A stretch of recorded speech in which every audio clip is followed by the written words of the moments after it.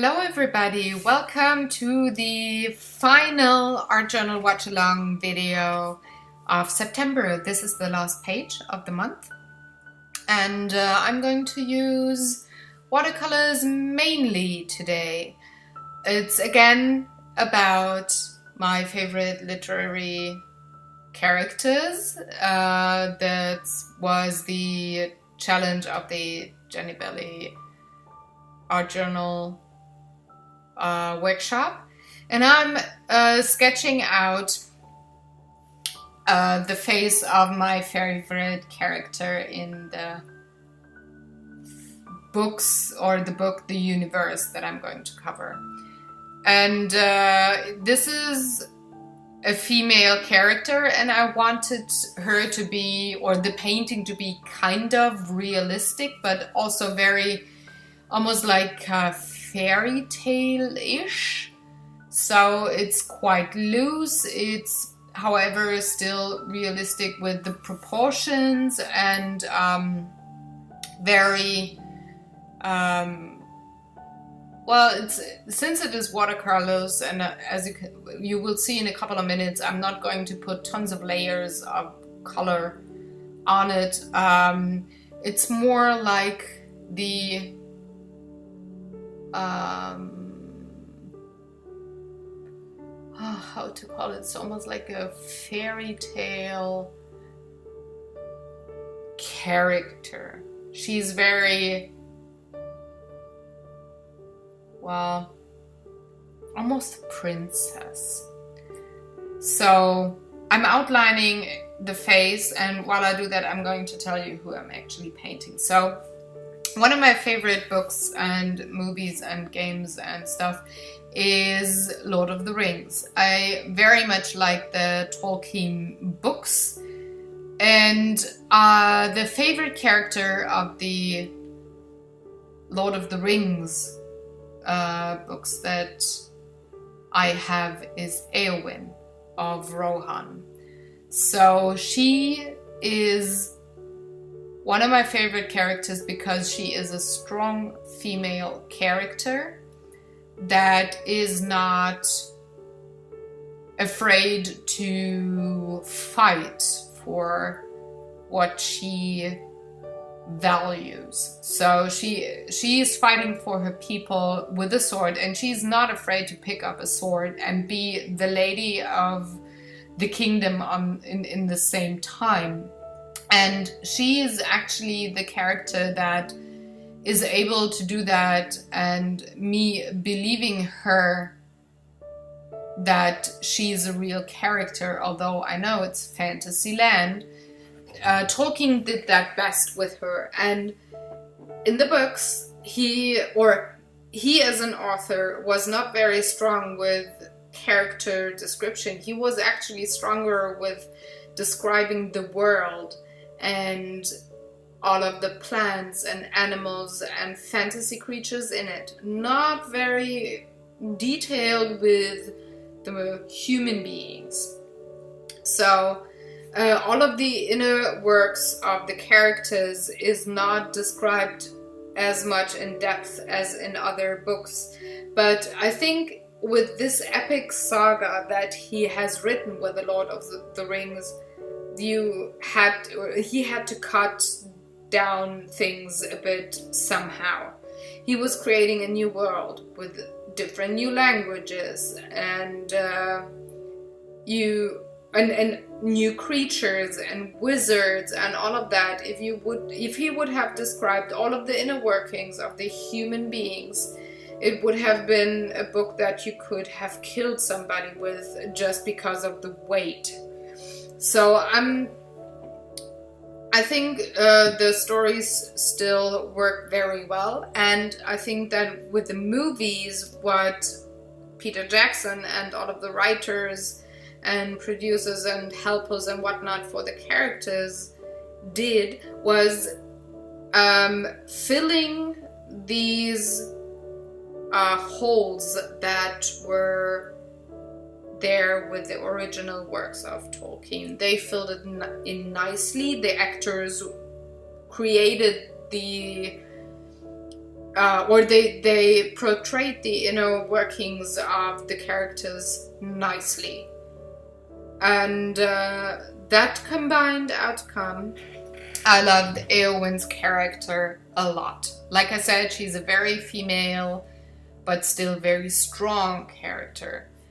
So she is the princess and the warrior all in one, and I very much like that. So I'm still just outlining her face. She's like looking over her shoulder to her back. And I'm going to use almost only watercolors. So this will look almost like a sketch, but then again, not.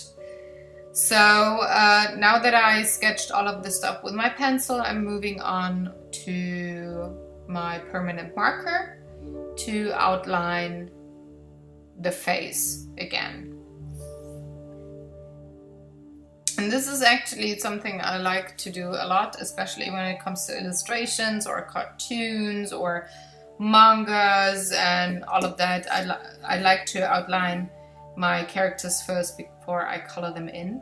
And actually that also helps along with the watercolors. So the marker that I'm using is waterproof, so that ink won't run when I apply watercolors, and it will, however, keep the color in its boundaries in some way, but it will not like work like a mask. The water will, or the color will run a bit, but not too much. And I actually like that about this permanent marker. And that's why I use it so often. You see me using this kind of marker quite a bit in my drawings, and especially in my art journal page, just to well, give it kind of like a illustration look. And I'm just plotting in all of her wavy hair strands, which strands are in front of which, where's the shadow, where's the shadow, where is the light. That's what I'm doing here. And all of the parts that do have multiple lines in there are the shadow parts. So I know where I have to apply the darker shades of color later. Because when you look at a drawing or a painting long enough, you sometimes forget where you have to put in which color or which where the shadows are, just because you're looking at the painting too long and you can't see the forest because of all the trees, so to say. So just to help me along with that, I'm going in with some of those lines. It's just a helper, and in the end it pretty much helps along the illustration look, and it's kind of neat. I'm again not using any other background color or watercolor paper here, because I want to have it kind of raw. I want to have it look like the first or second draft in the designing stage of an illustration for the book, maybe, or for, I don't know, a movie wallpaper or whatever. I want to have it look like it's still being in designing / planning phase. That's why I actually like to have the grid of my page being there. Also, it actually speeds up the art journal page quite a bit, because I don't have to take care of gluing something down or whatever and drying it off, seal it in, all of that stuff. So I was able to just go in and draw Eowyn. So I'm going on with the final parts of the character being outlined with my marker. It's just the rest of the face. And after that, I'm getting my brushes and my watercolors and a bit of water, and I just start coloring. And the good thing about watercolors is that it is a medium that allows you to color huge amounts of area quite quickly. And the colors that I use, they don't fade out as much once they are dry. Every watercolor does. It looks more vibrant when it's wet.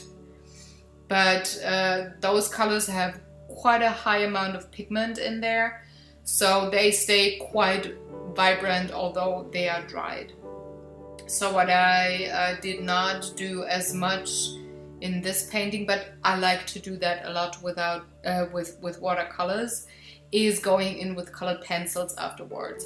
But since I wanted to have this like ethereal fairy tale look, like fantasy world, all's good kind of a look in my art journal page this time, I didn't go for colored pencils a lot. So you will see me later on using them a bit here and there, but really just teeny tiny watercolor areas being covered with colored pencils. The watercolor pretty much did all of the work here, together with that permanent marker that I'm just putting down on the lashes of Eowyn. That actually is enough to give it an illustration look and a drawing / whole look. So again, because I'm left-handed and I just like it that way, the light will be coming from the right-hand side of the page. So all the shadowy parts will be on the left, especially on the neck. Will be quite dark on the left-hand side. So now that I have all my supplies and material and tools with me for the watercolors, I'm watering down the right-hand side of the page, the lower part first. The color won't run as much with this kind of paper. It's not a watercolor paper, so the color, like I said, won't run, but it will look more see-through a bit, and it will blend better. I will be able to manipulate it more as if I would have not watered down my page beforehand. But again, no running, no funny patterns there that the color does on its own. So I'm going in with green and lime yellow to create the plains of Rohan, and I'm lighter on the top because with paintings, the farther you get to the horizon, the lighter you should be, and the closer you are to where you are standing or where your focus is, the darker you should be and the more detailed you should be. It's just vice versa with photography, where when you look at a photo, the farther you are away, like on the horizon, it's actually darker, and the lights and the definition is more in the front. So very many people that are photographers that start drawing apply the same method on paintings, and then they're surprised that it just doesn't work and that you actually just have to switch. It's but you gotta know that kind of detail to make it work in the end.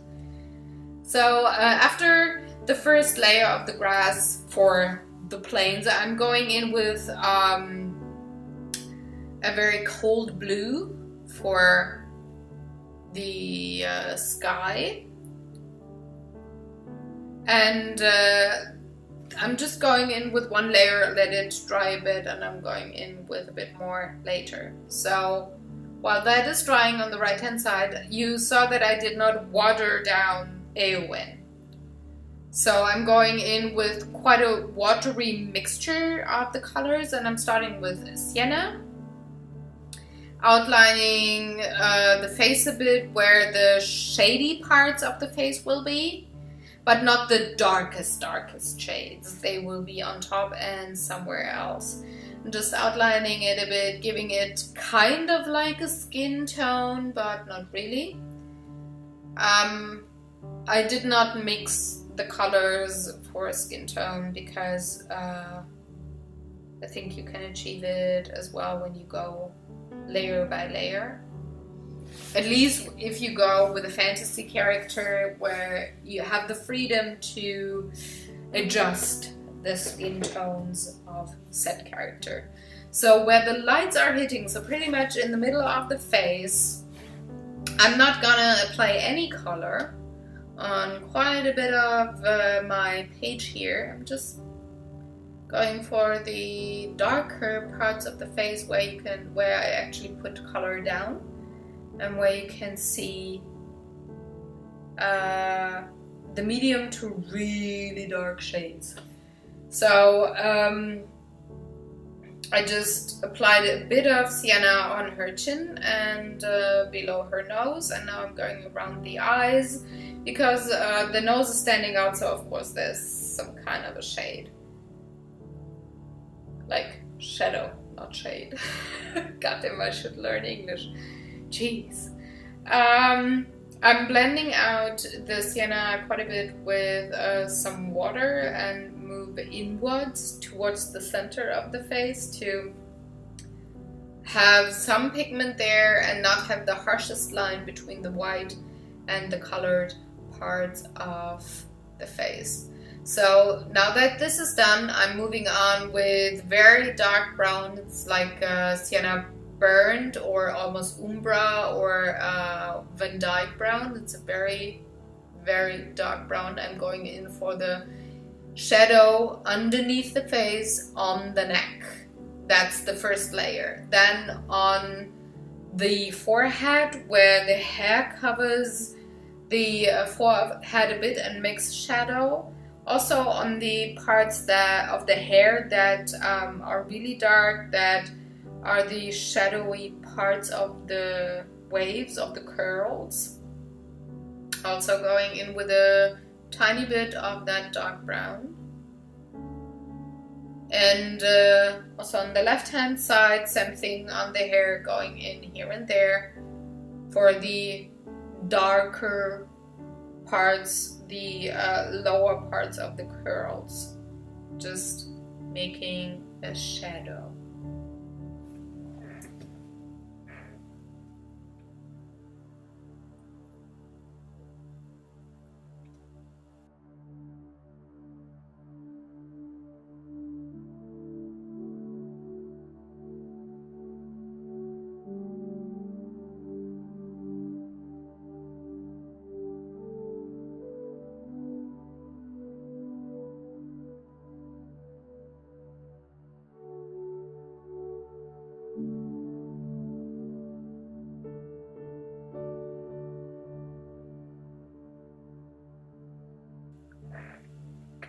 So now that this is done, I'm going in for the blonde of the hair. So she has blonde hair, and I just go in with my lemon yellow, going over and around those dark brown parts of the hair, and I'm going in with just the yellow, just the lemon yellow, no other colors mixed in yet.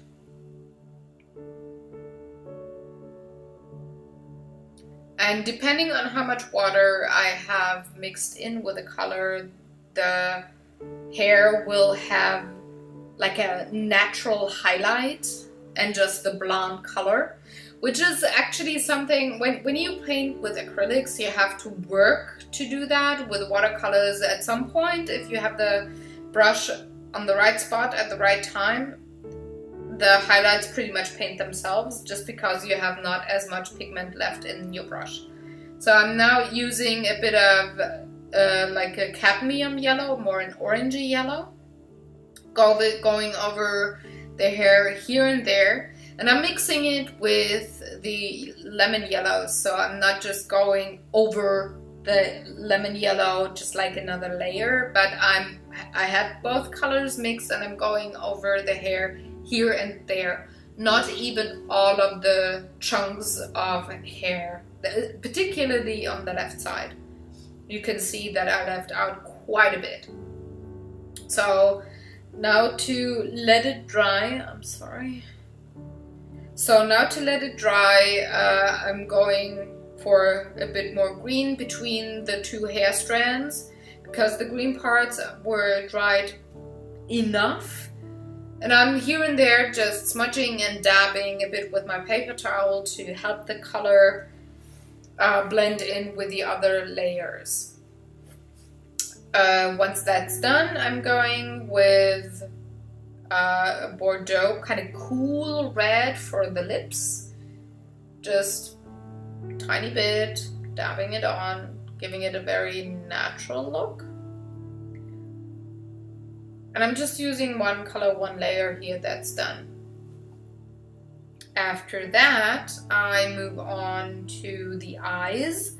She has blue eyes, for me at least, so I go in with ultramarine blue. It's not the same blue that I used for the sky. It's more like a greenish blue. It's warmer, it's more vibrant, and I spilled a bit of color there, so I just made that blue just a tiny bit for her eyes, and I'm going to use it also for her dress, because any painting feels more harmonic and laid out well if you reuse that color somewhere, especially when you have like these small bits and pieces like the eyes and the dress. So I'm going in with that mixture of black and blue. I just toned down the blue of the dress with a bit of black, mixed that both together, toned it down, and I'm going in with the same color into the darks, like the dark brown parts of the hair, giving it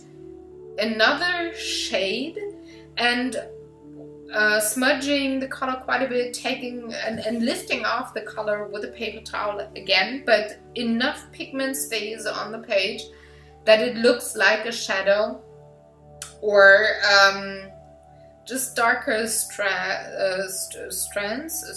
of the hair, like chunks, and it again brings the painting together.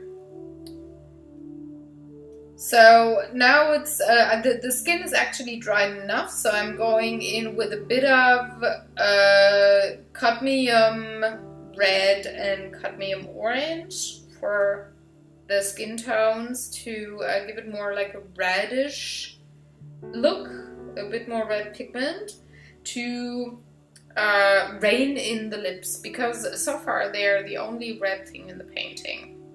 So by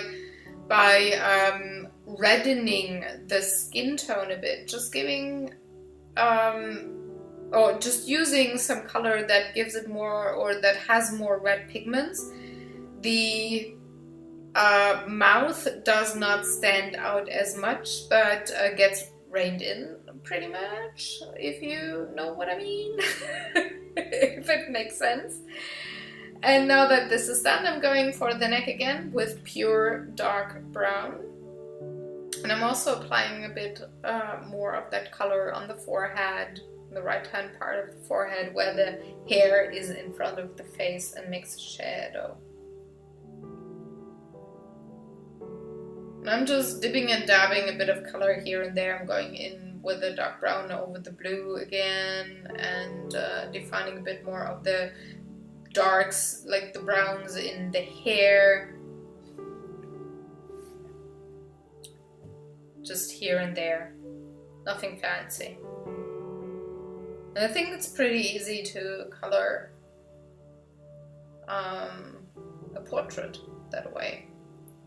So now that A1 is pretty much done, I'm trying to figure out how to paint in Idoras, so the mountain where the Great Hall of Rohan is on, And it has kind of like a Viking look, and I was actually thinking, maybe I just do a big Viking house, but then again it would have disturbed the painting, so I'm just going in with a very dark brown, very loosely, kind of drawing in a mountain or a hill in the landscape, and it's so far away, all over or on the other side of the valley, pretty much, that Eowyn stands on, that I don't have to put in any details. So I'm just jiggling and dipping and dabbing down a bit of brown color, and I'm going only with a very dark brown. I think it's Van Dyke brown, but I don't remember. So it's a very cool dark brown, and I'm changing actually to a smaller brush. And I'm kind of sketching or giving a hint that there is a couple of houses on the hill or on that mountain, and having this great hall, like almost like a castle on top, where the kings of Rohan lived. So I think this bit of brown color there is just enough, and I'm painting on the pupils of Eowyn here, and I just remembered, well, she's looking over her shoulder, so the pupils are not in the middle of the eye. So I just lifted off the color, the black, with my paper towel, and I'm starting again, drawing in the pupil. And they're way higher and like only half rounded to give the illusion that she's really looking over her shoulder into your face. And you see that that's way more natural. So the first try was like, didn't get it. Because I didn't remember that she was looking over her shoulder. Silly me. So now that all of the watercolor is put down, I'm cleaning out my brushes and everything, and then I'm going over the painting with my blow dryer just to make sure that there's no wet spot on the painting before I go in with colored pencils and my permanent markers. And like I said before, I'm not using a lot of colored pencils, and I'm actually not going in with markers on Idoras, but just on the face later on. So I'm using a bit of orange and like a warm brown, almost like a mahogany color, to color a tiny bit here and there in the shadowy parts of the hair, just to